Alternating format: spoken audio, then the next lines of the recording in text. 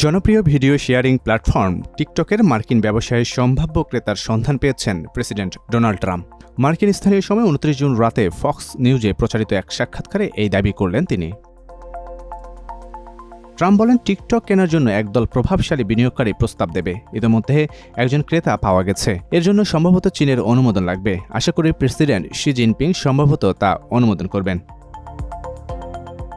June মাসের শুরুতে টিকটকের মালিক চীনভিত্তিক প্রতিষ্ঠান বাইটডান্সকে ভিডিও শেয়ারিং প্ল্যাটফর্মটির যুক্তরাষ্ট্রে থাকা সম্পদ বিক্রির সময়সীমা 17 সেপ্টেম্বর পর্যন্ত বাড়িয়েছেন মার্কিন প্রেসিডেন্ট ডোনাল্ড ট্রাম্প।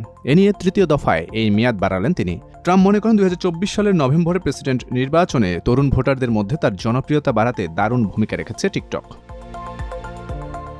2024 সালের একটি মার্কিন আইন অনুযায়ী বাইটডান্স যদি টিকটকের যুক্তরাষ্ট্রের মালিকানা বিক্রি না করে অথবা বিক্রির ব্যাপারে যথেষ্ট অগ্রগতি দেখাতে না পারে, তাহলে টিকটককে 2025 সালের 29 জানুয়ারির মধ্যে তাদের কার্যক্রম বন্ধ করতে হবে। কিন্তু প্রেসিডেন্ট হিসেবে দ্বিতীয় মেয়াদে শপথ নেয়ার পর এই মেয়াদ সম্প্রসারণ করেন ট্রাম্প।